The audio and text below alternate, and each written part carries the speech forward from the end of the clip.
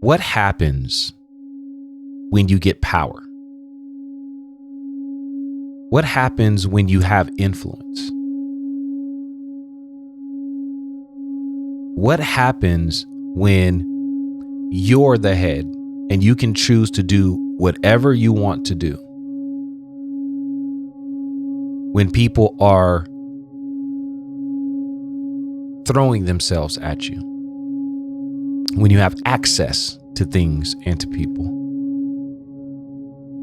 right? And I think we need to recognize that if those things are present in us, then we should probably think about this, that maybe we're not fit for that specific role.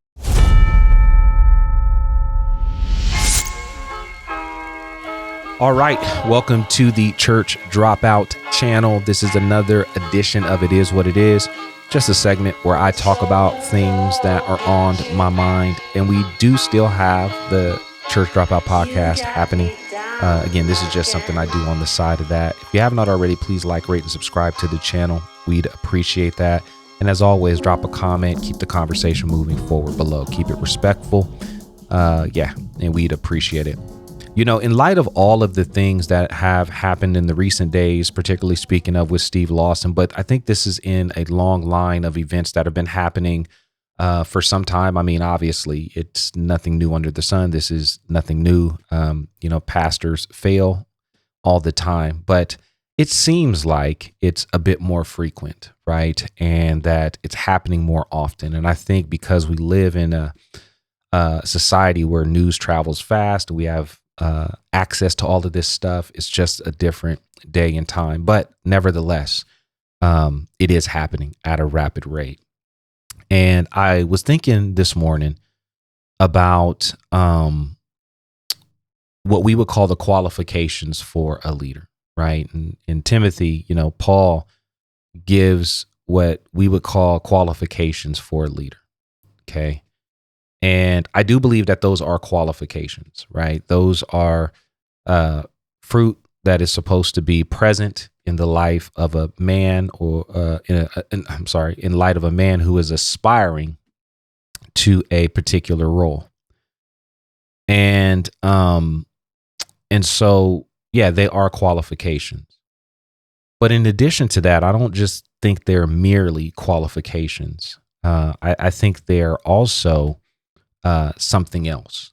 And the reason why I believe that there's something else, which I have not revealed to you yet, but the reason why I believe there's something else is because if we look at how men are sinning out of ministry, a majority of what they are falling from is listed in the qualifications, right?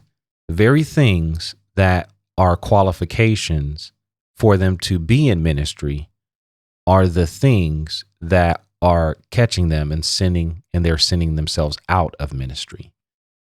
And I find that to be very interesting. That Paul says these are the qualifications, and it's those things that are in the qualifications that end up taking some men out of ministry. And so that's why, to a certain degree, I understand that there are qualifications. I'm not disagreeing with that at all, but I think they're much more than that. I think that they are also safeguards for those who are aspiring to the role. I think in some senses, Paul is saying that if you aspire to this, it's great. It's a noble thing to aspire to this role, but understand what you will be confronted with in this role. If you struggle in these specific areas, or if you are not presently faithful in these areas, that these things will be heightened in this specific role. I think it's a safeguard. It's also meant to deter some from being a pastor. I don't think it's just, metrics to measure yourself up against to say, I'm ready. I think what Paul is also saying, you need to count the cost. You need to count the cost. You need to understand what it is that you're actually walking into. These are not just qualifications. These are safeguards for you. These are safeguards for you. And I could tell you I was never thinking of it that way. I never seen them as, you know what? I need to really think about these things and examine myself. Not only if these things are present in my life today, but am I prone to these things? Have I given room for these things in my life? Am I prone to give room for these things in my life? Are these struggles? Because I really need to think about this. I'm aspiring for this role, but these things are only heightened with this specific community. And I didn't think of it that way. I just looked at it as these are qualifications. These need to be present in my life. But I had no understanding how those things would live themselves out as I was functioning in that role. And that's why I said it's really interesting that the qualifications that men aspire to meet, they aspire to meet, to be in the role, are the same things that actually men actually send their way out of ministry by. And so what if these are not just qualifications, but they're safeguards? And I think, I think we ought to look at them that way. I mean, I think if so here's the question. It's like this. It's like,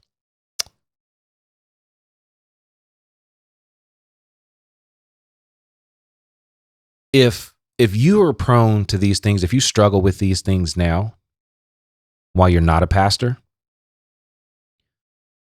what happens when you get power? What happens when you have influence? What happens when you're the head and you can choose to do whatever you want to do? When people are throwing themselves at you, when you have access to things and to people, right? And I think we need to recognize that if those things are present in us, then we should probably think about this. That maybe we're not fit for that specific role. And I'm telling you, I didn't think about it this way. I wish I had, if I can be honest with you, but I didn't think about it this way. I think Paul is also trying to save some men. I think he's also trying to help some men to spare themselves a lifetime of guilt and shame. That if you aspire to this, that's great. It's a noble thing. But realize the cost. Realize what it is that you're going to have to deal with. Realize what will be heightened in this role. Realize how much those things, how much those urges will be accessible in this role. These are not just qualifications. These are safeguards. And they're safeguards for some people who may be struggling in these areas and may desire to fulfill those roles, but don't have the character to fit it.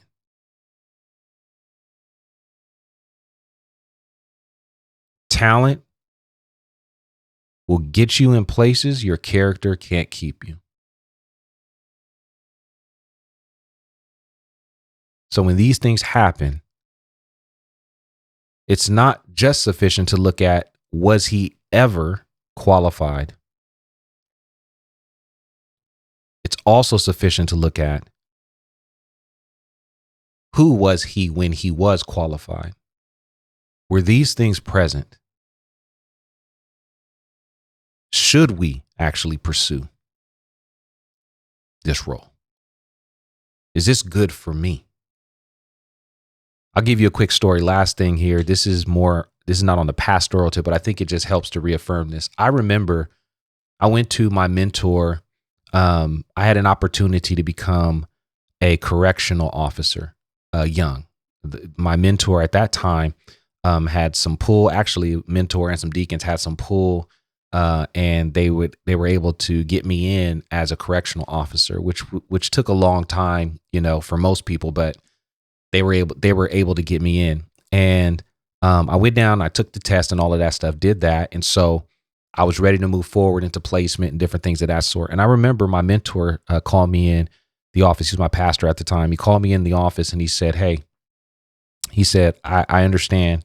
He was a chaplain in a prison, so he had a very good understanding of this stuff. But anyway, he called me in and he said, "Hey," he said, "I understand that, you apply for this role." And I was like, "Yeah." And he's like, "I understand that you're about to get the role." And I was like, "Yeah." And he was like, "Listen," he said, "Son," he said, "you're going to kill somebody." And that's how he used to talk to me. So he was like, "You're going to kill somebody." And I was like, "Well, what do you mean?" He was like, "With your temper and your temperament," he's like, "that's probably not a good job for you." And he said, "You may not have the patience or the wherewithal or the wisdom to be able to deal with men who have nothing to do but to sit around and think about how to push your buttons and how to manipulate." He said, "You will end up hurting yourself or somebody else." He said, "You really should think about this and pray about it." And at first I was just a little bit like, okay, like come on, man. I'm good. But I thought about it. And I thought about my own life. I thought about my character. And he was right. I mean, I didn't kill nobody. I didn't hurt nobody, nothing like that. But he was right. I didn't take the job. Would it have been a good thing for my family? Absolutely. Was it a good opportunity? Absolutely. Was it the best opportunity for me, knowing my disposition? No. So even though I desired it, based on my character, based on what I was prone to, that might not be the best fit. And I think sometimes we allow call to overrule our character. We don't look at it with real eyes. And so I just say that to say this. When you read these qualifications, don't just read them from a place of, do I meet these qualifications now? Look at them as safeguards in terms of, not only do I meet these qualifications, but how will I respond? Truthfully, how do I respond now? What am I given to now? Are any of these things strongholds in my life now? Although I aspire for this role, is this the role for me? There are many ways to fulfill the call of God. I wish I would have discovered that sooner. You don't have to be a pastor to teach. You don't have to be a pastor to be, to quote unquote, preach. There are many ways to fulfill your call, and you don't have to do that. I'm not discouraging anyone. I'm just saying that I think the call is high, and I think what Paul is trying to say is that I could spare you something. I could spare you a life of heartache and shame by just you examining and knowing who you are before you step into this. So anyway, just a thought. Would love to hear your thoughts on it. As usual, drop a comment below. Keep the conversation moving forward.